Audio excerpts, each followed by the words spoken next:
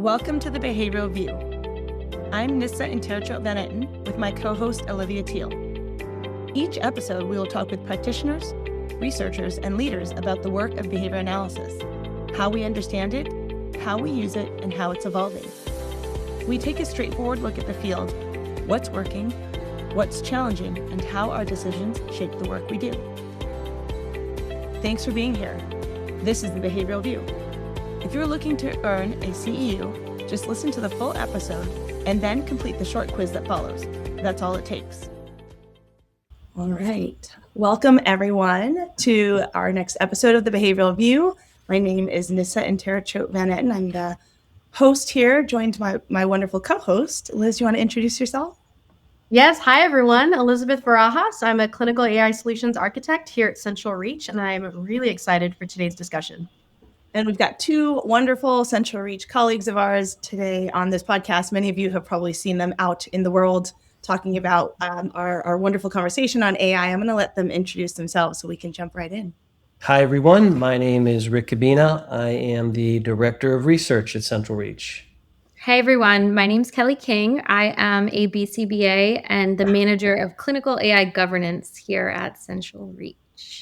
Thank you both for joining us today. I think if you are listening in, if you've been around the conference circuit this year, you have likely seen both Rick and Kelly talking about AI, some of the work they're doing. They've had some webinars hosted here at Central Reach. We know that AI is no longer future talk, right? I think a couple of years ago, those conferences, we talked about what to expect if we were hesitant or going to adopt AI. We know now in today's world, it is here, it's embedded in our workflows, in our daily use as clinicians, and then probably outside of our work as clinicians. So a lot of the conversation today will be about session documentation or notes, session notes provided in ABA services. And I think both Kelly and Rick are great colleagues to join the conversation. And I think Liz and I have a lot of questions for you both. So we're going to kind of just ease into it. My first question kicks us off to Kelly. You know, we've been here about the same time at Central Reach. And I think some of the questions I've seen over my career working with you have been questions about your role. You came in as a behavior analyst and you really have moved into, I don't want to call you an expert, but I come to you as an expert in AI. How did you kind of transition into this role here? Well, that definitely brings about some imposter syndrome for sure, but appreciate that. And yes, came to Central Reach as a BCBA on the Institute team, kind of my first home at Central Reach. Y'all can't get rid of me, Nissa, but doing content development and support of regulatory best practices for our field and CEU content through that as well. And very quickly kind of took the more technical end of how we might approach content development. And then with the advent of large language models and access to generative AI tools, our team began exploring how that can support not only the work that we do internally, but also the work that we do in the field as BCBAs, supporting behavior technicians and so on. And so early on, that actually started with exploring the access to build internal workflows. I've always kind of leaned more technical in other roles that I've had. And so that's kind of where my background and interests have always aligned. And then quickly began taking what coursework was available around prompt engineering as that became kind of a more topic and centric to AI, also context engineering, and just really diving in because this was an area that I felt, now 2+ years ago, was wonderful for our field, but also with a lot of reluctance too. And I think most of our messaging and what we'll talk about here includes that kind of cautious approach. But yeah, I mean, I had the opportunity and a good team of colleagues around me to support diving in, learning through, process and iteration and errors. And we, as Rick knows here, we developed some pilot chatbots to support BTs. And then as we'll get into kind of the documentation role, how we could leverage AI to support clinicians in kind of the burdensome work of documentation, not replace clinicians, but to support them in doing the things that they have to do day in and day out to support adequate and quality care. I'd like to make a side comment. I love Kelly's origin story because oftentimes I'll have students and other people that'll say, hey, what can I do with the BCBA? And autism, many people go into serving children with autism, and it's many people, but it's not everybody. And now when I'm at conferences and other places, professionals will come up to Kelly and asking her very technical AI questions. That's not how she started out, but that's where she went.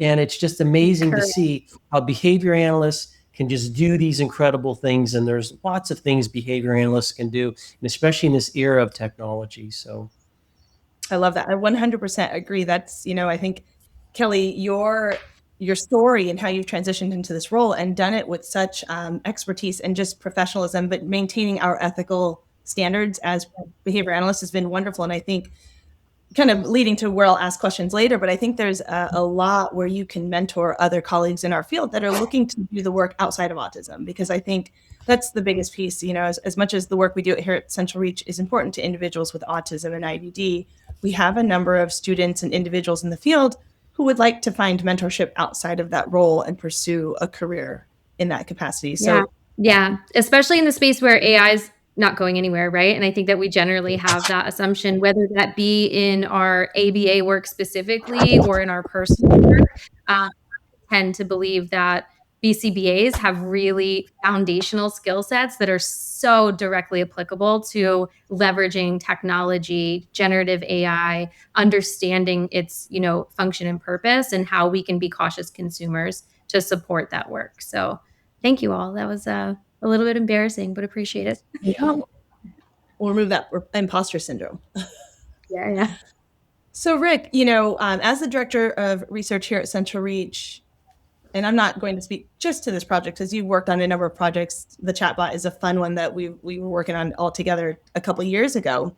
But what was your kind of entry into the evaluation of AI generated documentation, and kind of where you started to jump in working with Kelly on some of these conversations? yeah, this is part of the dream job that I have at Central Reach. I love research. This is something I've done for many years. And I have been an intervention guy, which means in the work that I do as a professor, I've looked at what are interventions that can help people do whatever better, reading, math, personal care skills, language, those kinds of things. But now at Central Reach, there are all of these very interesting things that I would have never had the opportunity to look at, like clinical documentation that never was on my radar. But with the company and seeing how we serve many people and how important a lot of these back-end services are to the field, I have just been very fortunate to now be in a position where I can look at things like clinical documentation. I've done some research in that area. By research, I mean looking at research in healthcare and seeing what's been done. And it turns out that healthcare has been struggling with this for years. And when you look at the studies that are done, the reviews that are done, you see that this is one of these things that needs looked at more carefully. And when Kelly and I thought about embarking on several research projects in this particular area, we could find nothing. We looked at research, and sure, people will talk about clinical notes, but there is zero research that we could find. And that when you come across something that is uncharted waters, then that's exciting because you can then contribute something. And with being at Central Reach, we have such scale. So it's not only do we have the ability to answer these questions that will be valuable for the field, we could do it at a scale that no one else can. And it's very exciting that we're in this position, and we've just started down the road of asking questions, pulling data, and seeing what does that tell us. Oh, I was just going to say that I'm really excited for us to deep dive further into, the questions that we're asking and the tools that are being developed. I think it's so important to kind of kick off the why, right? Why does session documentation matter so much in ABA? really thinking about what are the consequences if it goes wrong. Yeah, for sure. I think, we know kind of we're a payer-driven field at the moment, right? And so that session documentation becoming part of the medical record is obviously key. But even further and beyond that, the ability to kind of use and inform like best practice based off of not only training to what good documentation is and what good reporting on intervention looks like, but also supporting kind of the supervision workflow through that, right? Can we take insights from quality documentation to better inform future intervention and future training there too? So obviously from the state of, CPT codes 97153 specifically, which is what our ongoing research has been looking at, there's compliance driven requirements, right? And so we don't want to ignore that. And we want to make sure that we're supporting a workforce in,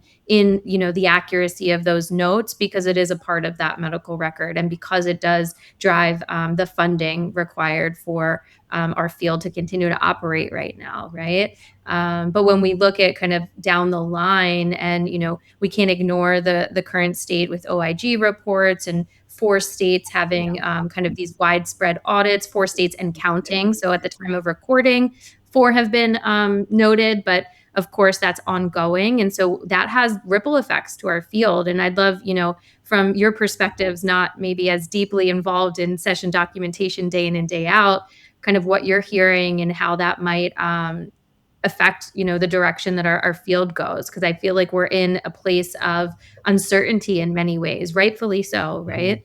Yeah.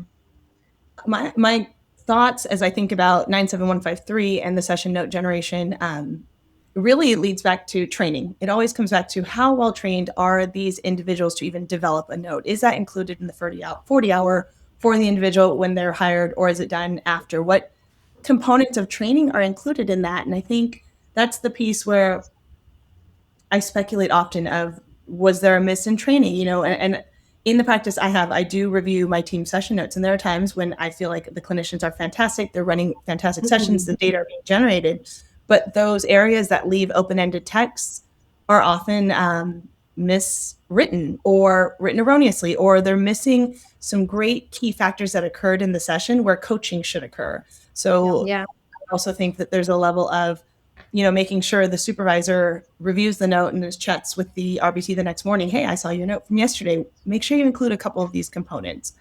During my supervision, I will kind of, if I'm writing the note, I'll note, I'm going to put this in my documentation because we talked about this, or, giving some guidance there. I think those conversations should be had. They might not be happening where I'm probably a little more in tune just because of the work we do here at Central Reach. But I imagine if I wasn't, I'm running from case to case, management to management. It's hard to go ahead and conduct a note and then review notes on my off time. Yeah. And you're describing perfect state, right? Like we ideally would all be in that place to be able to kind of conduct that heavy ongoing training, right? Because a 40-hour course, plug for Central Reach Institute, we do talk about session documentation, objectivity, and all of those things. But that's a moment in time training, right? It's not that ongoing iterative training. And this is a workforce, especially, shout out to our BTs and RBTs listening.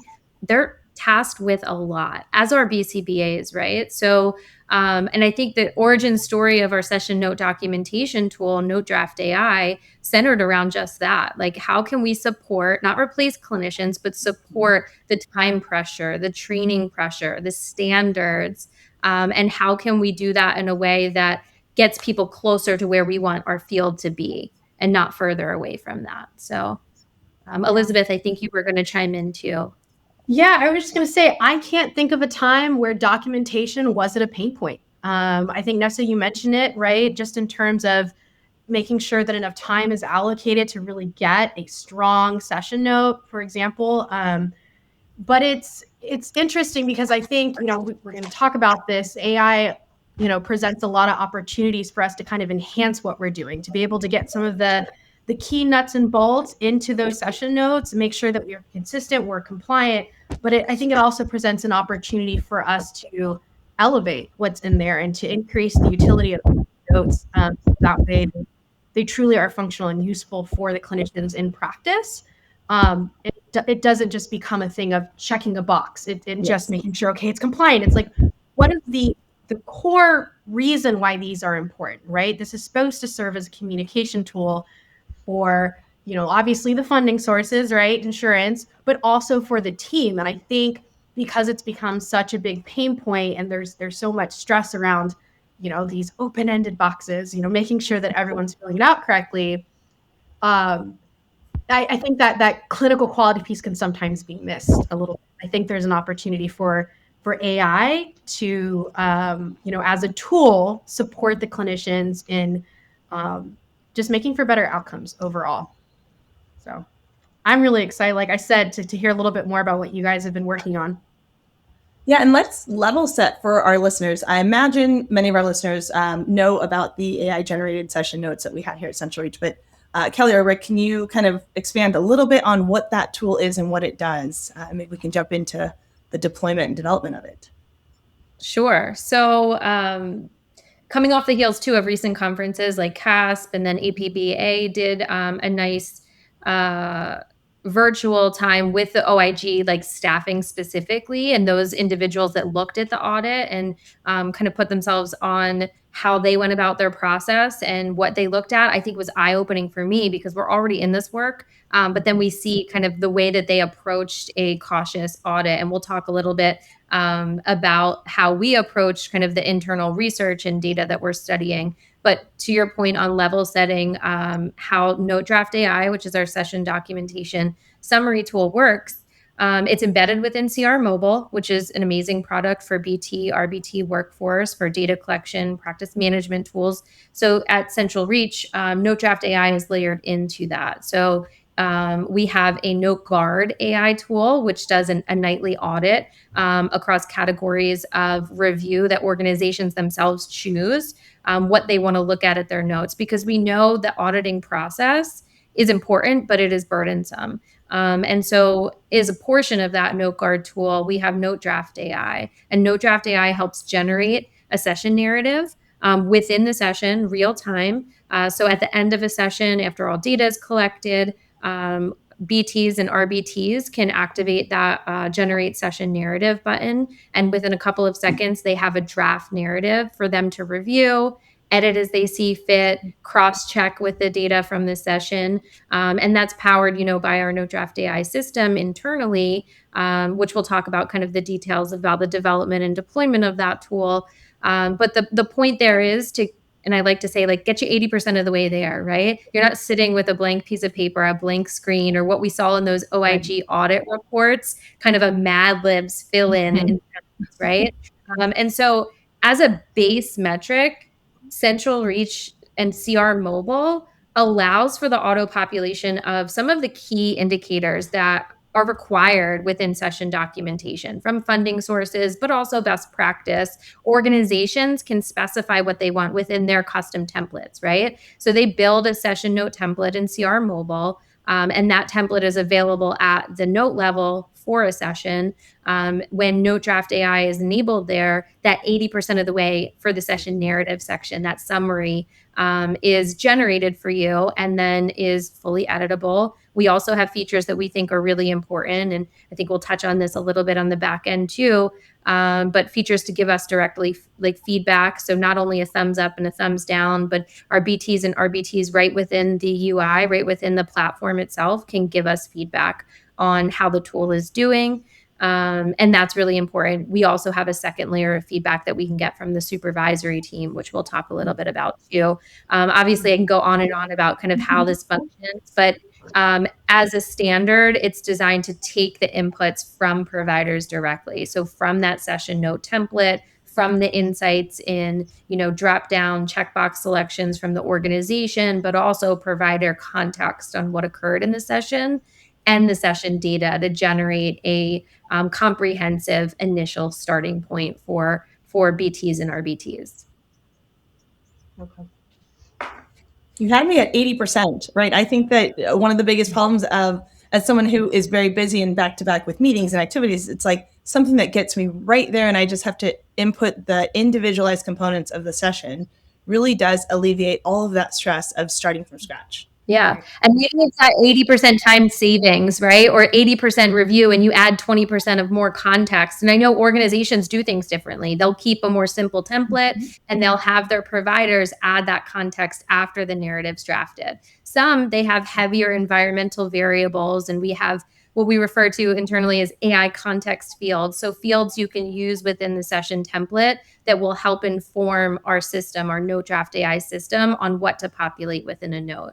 But the 80% comes up all the time. I mean, that's my example for if it's getting you 80% of the way there, you typically spend 10 minutes or 15 minutes writing session notes. And now maybe you're spending 4 or 5 or 6 session notes. My kids would like it if I said 6 or 7 minutes, right? Yep. Maybe you're spending a little bit less time, but you're engaging with that diligently. And then you have a more comprehensive, consistent, and, by all accounts, the idea would be more compliant note there too, right? I have so many questions. I'm gonna go through the list that we organized because I'm thinking I've got a lot of questions. Okay, so in terms of the development process, you've talked a little bit about that. What did that look like with the team? Because we've got a team of engineers, we've got experts that have done the work that are in there as clinicians, and then we've got yourselves as kind of experts between the two. What does that, again, for the listener who's out there saying, okay, well, I'm a clinician working with children with autism, but now I'm listening to a podcast talking about tech and I'm trying to bridge that gap. What does that development process look like as a team, speaking different languages, but coming together and really building the same jargon? Yeah. BCBAs are really good at this, right? Breaking down kind of complex ideas into smaller steps, using more layman's terms, and kind of working and liaising across individuals that might not be as familiar with our domain expertise, right? And one of the distinct advantages and one of my, passion points for being at Central Reach is that we do have such great cohesion with our developer teams, our engineers are mission aligned, and they understand the work that we're doing. Shout out to our product teams because it is very collaborative. So we get the benefit of folks like our, colleagues on our AI governance team, our domain experts that scale across Central Reach from a BCBA perspective, but also really well informed and obviously genius developers too. So that kind of parallel across engineering teams, product, our CSLs helping to inform what the customer experience and kind of at all levels of Central Reach has been really valuable. I think where I've, tried and hopefully if it succeeded in bridging those gaps is to understand kind of having the technical foundation. I'm not, a coder or developer by nature, but I do have a skill set that's developing in that area and has been for the past number of years. And being able to bridge that, I think, has been very helpful, being able to build up teams that have this mindset. But ultimately, like what we do in supervision is not dissimilar than what we're doing in oversight of AI. And so we have a lot of internal processes for how we evaluate our clinical and generative AI, what good looks like, how we define that internally, and how we iteratively improve our tools based off of data, right? And so that's not different than what we do in BCBA, right? We're using data to inform decision making. We're never, set and forget a tool. We don't encourage that our customers do that either. But we're really finger on the pulse, and it has, in the past 3 years, if I've learned one thing, it's that this is an ever evolving space. And so we need to keep our finger on the pulse as partners of responsible and ethical AI. Yeah. I assume that obviously, understanding just basic insurance requirements for session notes fed into how we define what needs to be in a session note. But I'm curious how BCBAs were maybe involved in that process, just overall how, the system, how you guys came to an agreement about, this is solid, we're ready to move forward. Yeah. Again, it's iterative. So our tool is constantly on the back end improving. And it's improving not in a kind of flywheel of automation, right? We're not necessarily leveraging AI to consistently improve AI. We're not fine-tuning models, which I think is an important discussion in the field right now. We are very hands-on as BCBAs in what we define as good quality considerations in output. And of course, because organizations, even within the confines of 97153, there isn't a ton of standards. Now, recently, and as of last year, CASP has some guidance that has been released on Right. session documentation. But even prior to that, and kind of the origin story of the data that we'll talk about, was because us looking at and evaluating quality outputs for AI generated content led to the question of what is a good standard? And I don't think 2 years ago, a year and a half ago, our field would have really good, even now potentially, really good, consistent agreement on what is required in a session. No, and we see this often. Some organizations have trained their staff to use initials only. Some organizations may only ever want the word client and provider versus first names. And some of those nuances is like, how are you trained and why? Like, where's the foundational understanding around that, right? And not to diminish organization specificities, but CASP guidance helped kind of shape a little bit of the discussion for what is the baseline and what is our understanding of the baseline of the field. Rick, I don't know if you want to talk a little bit to that on the CASP documentation side. Yeah, I mean, I have been in the ivory tower for many years. I haven't run ever a clinic. I did take I went back into practice several years ago because I missed it, but that was now 10 years ago. And the documentation practices that I engaged with back then were very different from what they are now. So I see myself as more of an outsider to these conversations. But through the work that Kelly and I have done in starting to look at these notes, it's very helpful to have a standard. So CASP offers a standard.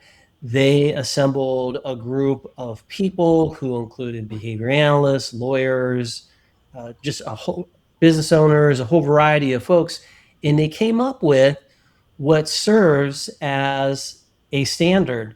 And they have all of this guidance that says, do you have this? Do you have this? Do you have this? And if you have all of these, then the likelihood that you have a good, solid, compliant note is very high. And this is a journey that I think many people could go on. And you have to have some standard. And right now, CASP is a standard. There might be other people that suggest that there's other standards that can help people. But from an organizational standpoint and from a practitioner standpoint, understanding that you should aspire to these certain fields would help us all move in a certain direction.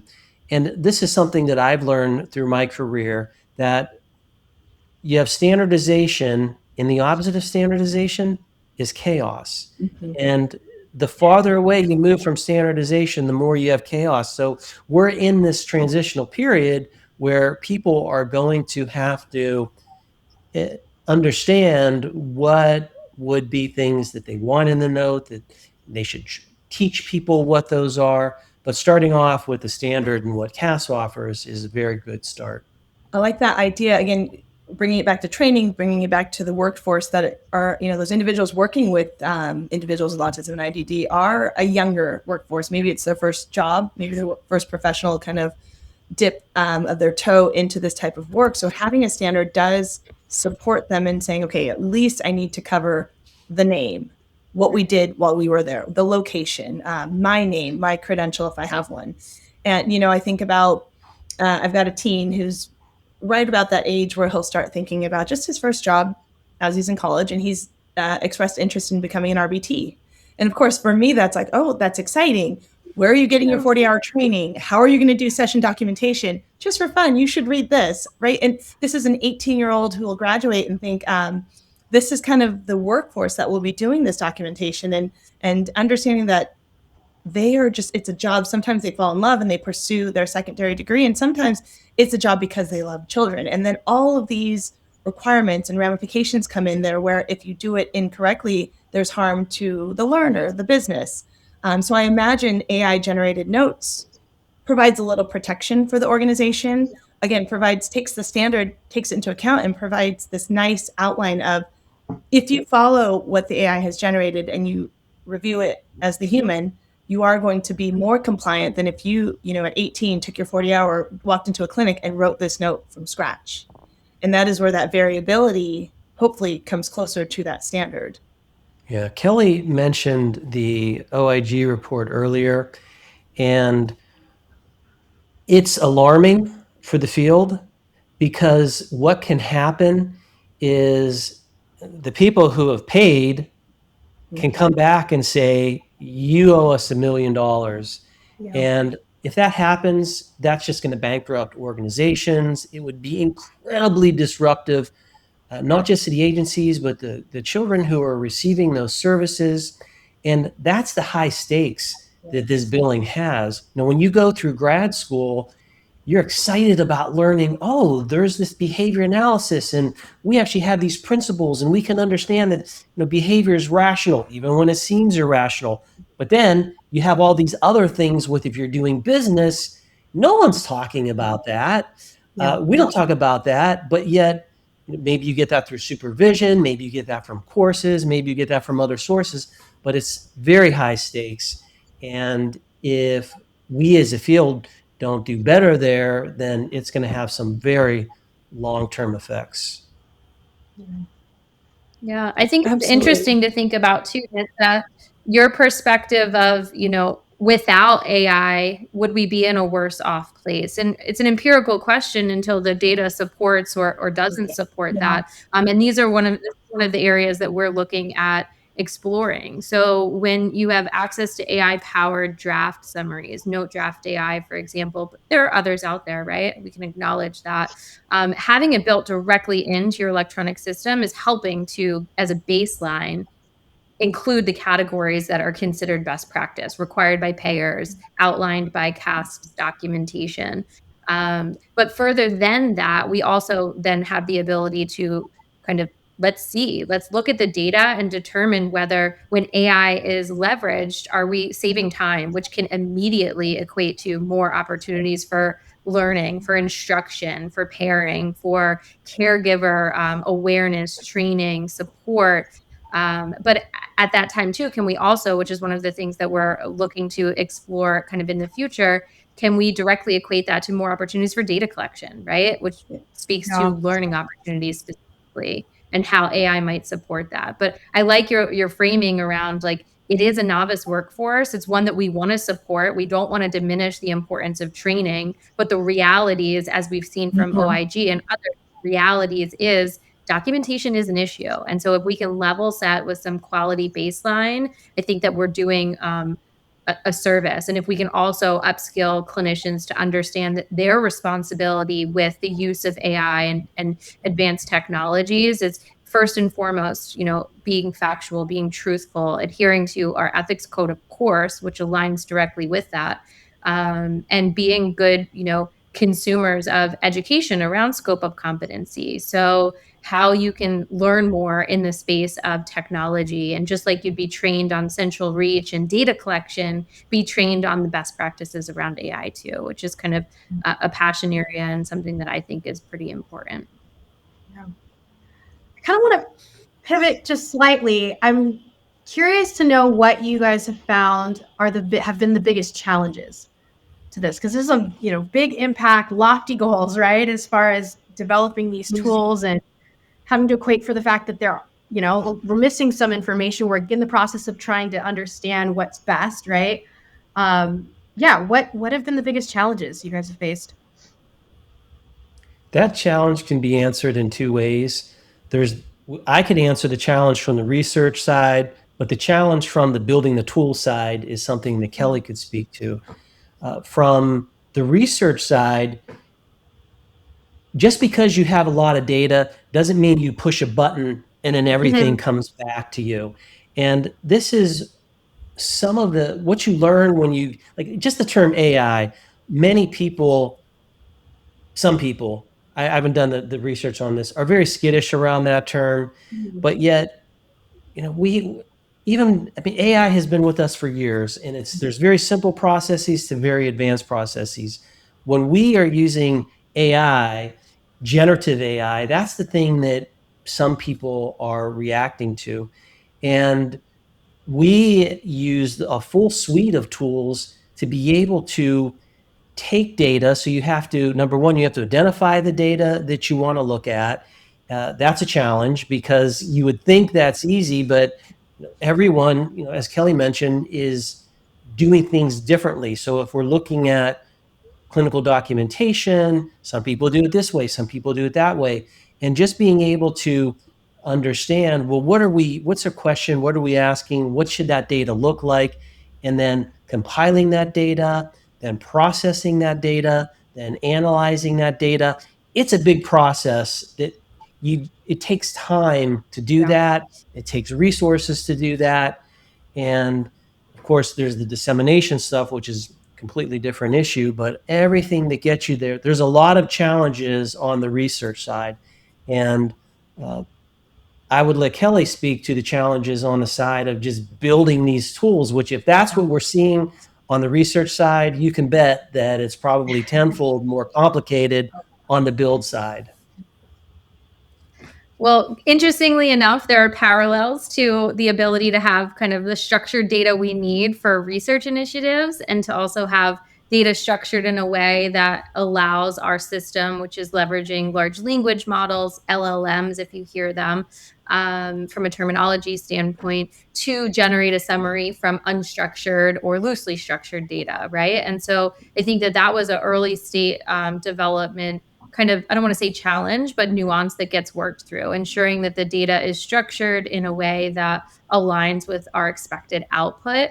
And then a lot of early work was really around kind of testing, retesting, edge case testing, and kind of determining where we wanted to make sure strong guardrails were in place to support what is quality and what we've kind of deemed as quality documentation. And so we feel it's really important from an AI generated session summary to not make any inference, for example, to not infer based off of the data that, 100% means progress, where it's really a snapshot in time. It's one session, right? It's up to the BCBA to determine progress over time, to look across that data. And so that's one little example where, unless the provider explicitly mentions progress within the context of their inputs in a note, we wouldn't want our system, for example, to infer that from a data point of 99.9%, for example. Hopefully that's a good example. But getting back to the challenges, I think early state is just the observability, which is really important. Of the areas where I think Note Draft AI does a really great job. And what I mean by observability is not only internally as we were developing the tool, we wanted the ability to see why our system was generating what it was generating, what it's pulling from, how our system prompts and how the user input carries and powers that outcome or the output, which is that narrative in a session summary. But also observability for our organization. So we know BTs and RBTs, we're talking about session notes, we're talking about 97153, that direct care, required to be overseen by a supervisor, right? And as BCBAs here on this call, we would love it to be more than the realities of our industry, right? But a session note documentation, some states even require BCBAs to sign off, or some payers on each and every note. So we wanted to ensure the observability at the customer end as well. So we have what we refer to as an AI assisted narratives dashboard. And what that is BCBAs, as a part of their supervisory workflow or their compliance reviews, can log in and see, what did the AI generate? I like that. What did my provider do with that information? That's a training facet for sure. Like, if you see that you have providers that are editing portions of a note that you would never edit that way, you have that visibility to then use that in training opportunities. But it's also that second layer of feedback that we take very seriously. So if a BCBA is looking at what the AI generated from that dashboard and wants to give our team feedback, they can do it directly in Central Reach's platform. And we take that information and we use it to iteratively improve our tools. So I think observability was a big one. We were like, let's slow down on early state. And I'm talking almost 2 years ago, if not more now. Let's slow down and make sure that we have a finger on the pulse of, not all AI output might look good, right? But we want to make sure that it is. And so the second portion of that is really just ensuring that our internal evaluation processes scale as our tool scales. And so upcoming features and AI-powered products to support clinical workflows will replicate the same processes of ensuring that there's observability layers, that there's editability, that we are a team in partnership with our organizations to help improve these tools. Because yes, they're productivity and efficiency tools. At the end of the day, it's clinical judgment that is always going to win out. That's really great. I'm just thinking, I think earlier it was mentioned, there's a lot of clinicians that are really nervous or get like an icky feeling about using AI, and just that, even just that one transparency and being able to provide the BCBA an opportunity to see the differences in what was originally generated versus what was added. I think that that's going to just foster a lot more confidence, and just that visibility is huge. So yeah. And one of the things I love about that platform too, and for those BCBAs that maybe have used it, our design team, and so our product and our developers, but also our UX design team, shout out Central Reach, have the feature is really amazing where it directly highlights the sections that were changed. So anything from the AI that was removed, you can see it in red, it was removed. Anything that the provider added in there, you can see that, and you can toggle that on and on, which is a nice feature, but it gives you quick visibility into what your providers are doing with AI content, which we hope is something, right? And so we want BCBAs and BTs not to think that the job is done for them, right? Because ultimately it's our clinical medical document, right? But to know and to be able to see how they engage and maybe use that as like training opportunities down the line. It makes me think about an upcoming tool. We have a tool called Report Draft, which is coming up here, depending on when this is released. It might be in some testing with customers. And that tool is to do similar, right? But to generate reauthorization reports, initial reports. So kind of those more clinically powerful reports. A session note is, of course, important, session documentation, but this is kind of like even higher stakes. And so all of the lessons that we've learned of quality evaluation, what good output looks like, are layered into those components, where report draft will have elements that are AI powered. So to summarize 6 months worth of data, for example, that takes a lot of time as BCBAs.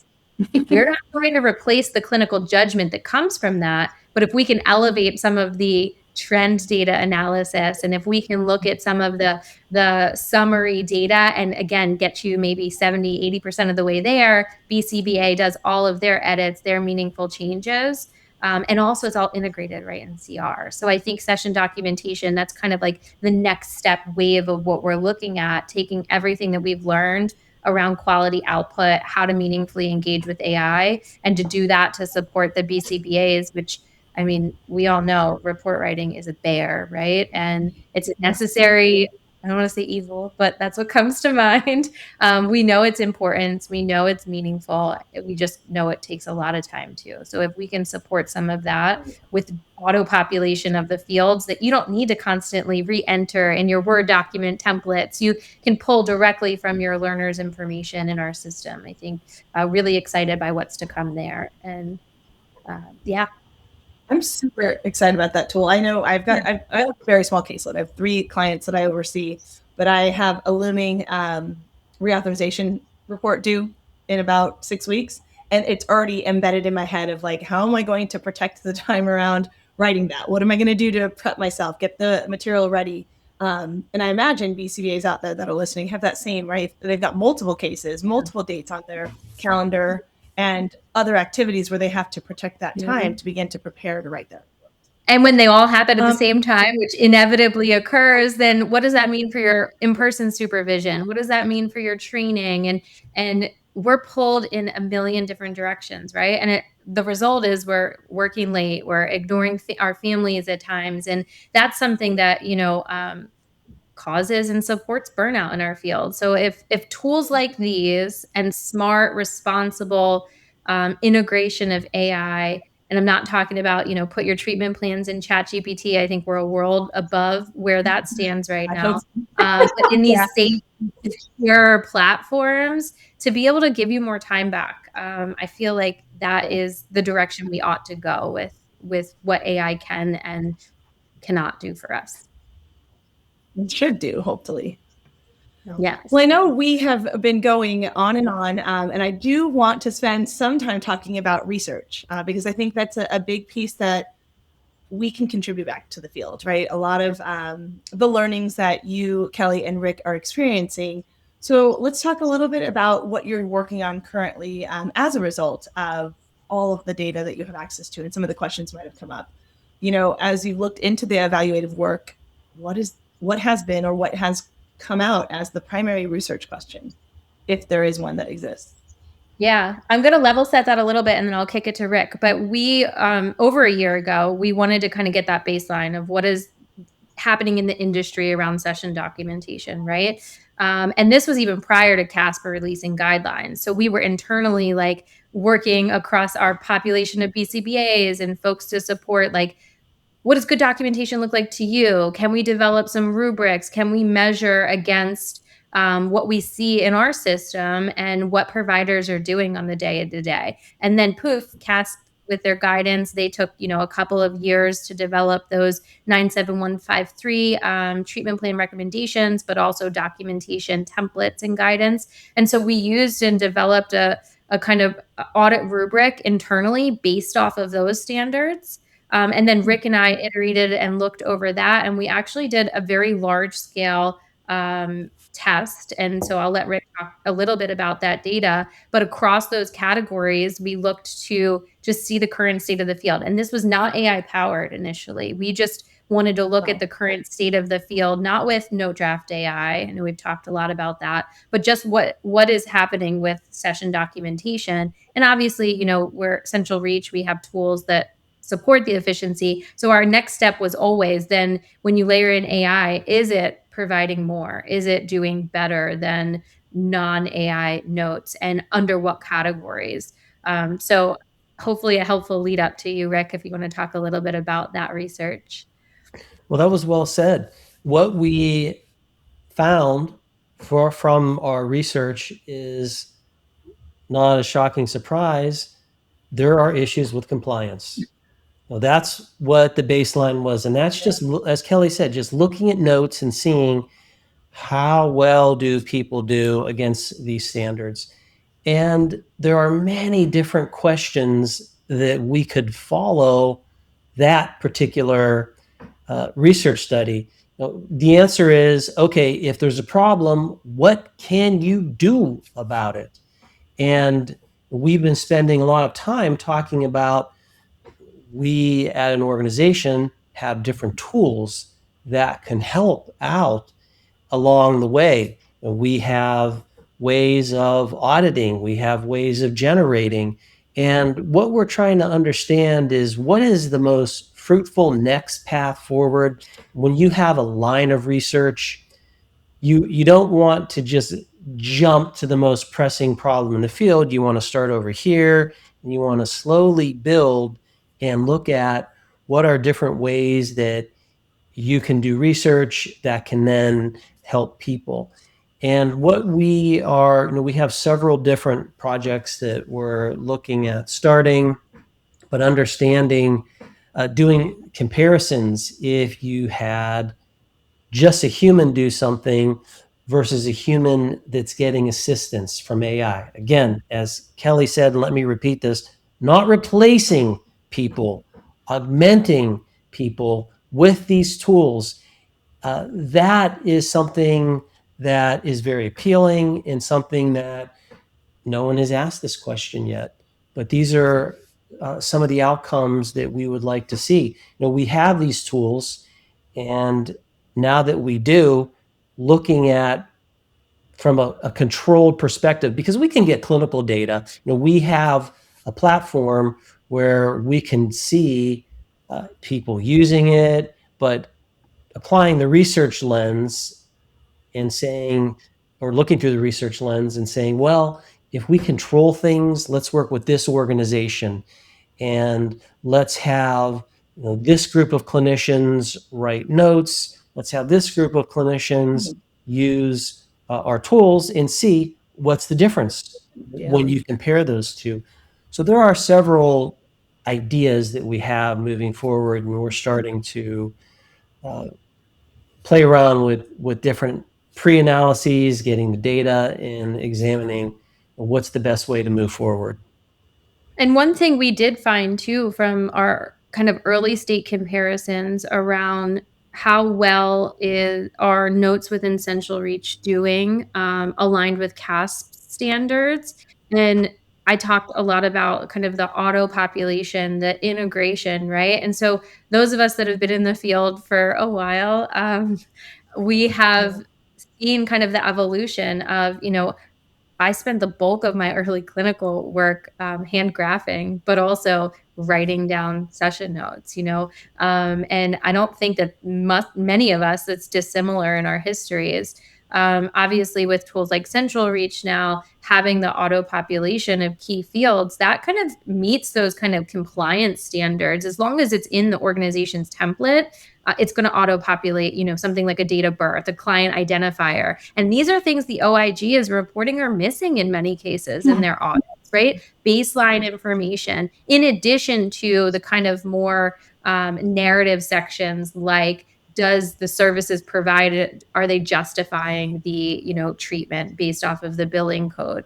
And so what we found in that like early large scale analysis was that for the sections that were standard, right, like I'm giving examples, location, date of birth, those kind of metrics, and I'll defer and we'll make sure the show notes includes direction for CASP's treatment and session note documentation. But kind of the variability that we saw, especially then when we layered in note draft performing tools, is that AI-powered session notes are doing better in those more narrative sections, those more open-ended sections of a note. And, it's my understanding, I don't know if there's a payer out there that accepts a session note without a summary that explains what actually occurred in the session. I could be wrong there, so feel free to correct me. But that AI-powered session draft alone elevating the results then of that internal audit that we did, right? And, generally speaking, a more comprehensive note where in many cases, even if the tools allowed for, those sections are empty. Not necessarily with Central Reach customers, but we heard that from the OIG report. And so they can't then validate, data may have been collected, areas might be included, but perhaps it's not a comprehensive note. There are a lot of takeaways for listeners from this conversation. I think we went many different routes, training, AI, documentation, the OIG audits. Oftentimes, and I'm not speaking for colleagues, but thinking of myself and speaking to colleagues that work in the field and are still writing notes, we hear these things and the first thing you have is fear, right? Let's say I did a note and I was rushed and then I didn't document everything and I'm not using anything AI generated. And I'm sure, I don't know if we all have the answer to this, but what are the implications on the individual practitioner versus the organization? Is it on the organization to train the practitioner? The people that are listening are likely a little worried. Maybe they're going to go out and look at our link in the show notes to the OIG audits and what's happening. But even in my day-to-day practice with clinicians that I am friends with, that I work with, they hadn't heard a thing, right? Many of them are like, oh, I didn't even know. What is OIG? What does that stand for? Yeah, Is this something I should read out? So I think it's important just on a number of notes for any of our listeners to one, look into the OIG audits, right? That's OIG. And then come up to date on your documentation, training, session note generation. I think there's so many things to take away from this. And going back to the beginning of our conversation, in that AI is here. And, even in this conversation with the two of you, and we work together closely, I am very much convinced that AI can solve and support the work that we do versus hinder and or replace the work that we do. Good, responsible AI, I think, right? So not AI broadly, but well-structured, well-informed, responsible AI. I mean, I think our ethics and kind of regulatory bodies may catch up at time, but the innovation is moving faster than kind of that best practice, right? We know the BACB has been pretty limited in their guidance. So I would, I think an important takeaway, when we know better, we do better. And so dive in, learn about this, research the current state of the industry.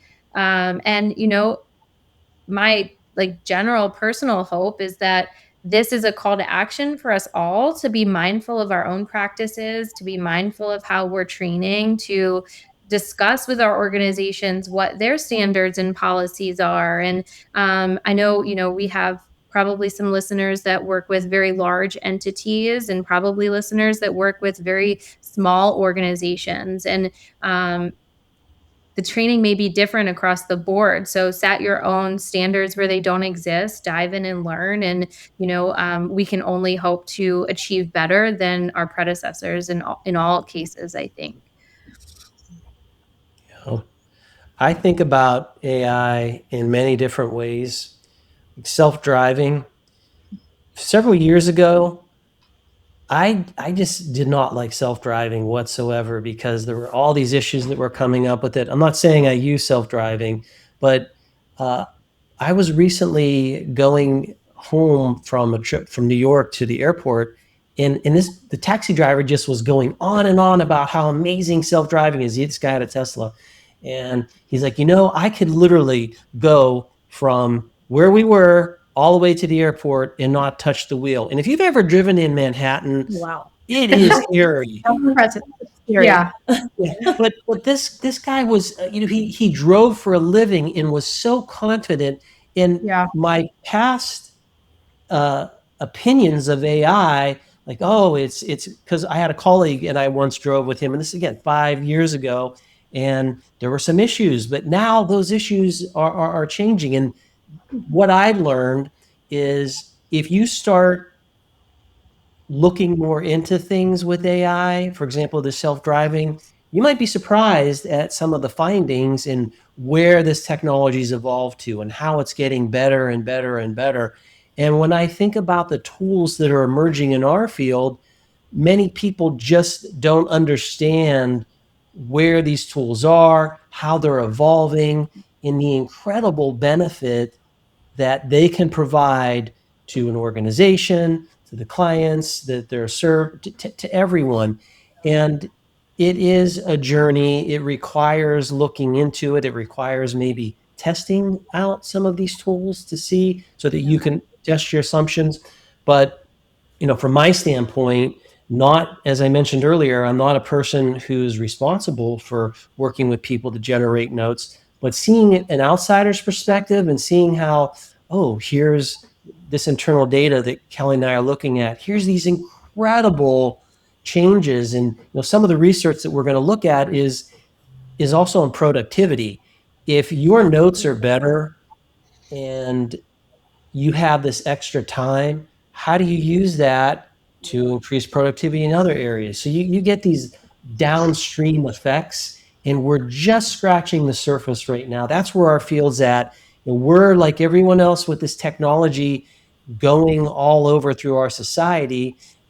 We are learning that there can be some instances where it's really good, and sure, there could be some instances where it's bad, and you need to be cautious about phishing and scamming and people texting you, all of the bad uses. But certainly where we are with AI right now, it's worth a look at, especially if you're in a position where you and your organization and the clients you serve can benefit from it. Yeah. I'm here now for us to circle back in a year and see where we're at. And see where that data is driven. Yeah. Also really interested to hear from the listeners too. Like, I mean, I'm sure we touched and we focused on session documentation, right? That was kind of the topic here today, but that's a little small scale of that's, a summarization tool. It's powered by an LLM, which is a type of generative AI, which is a type of AI powered by machine learning in the back end, right? And so as we expand our AI literacy, our scope of competency, and understanding how these tools and technologies work, I hope our field continues in a direction of safe, responsible, ethical deployment, build, understanding, and usage of AI, because ultimately that will help us to serve the client populations that we work with and to serve our staff that we supervise best. And so really interested, I think there's a method for folks to give us feedback, ask what you want to hear about, but also ask questions, express your cautions, because the helpful dialogue, the kind of healthy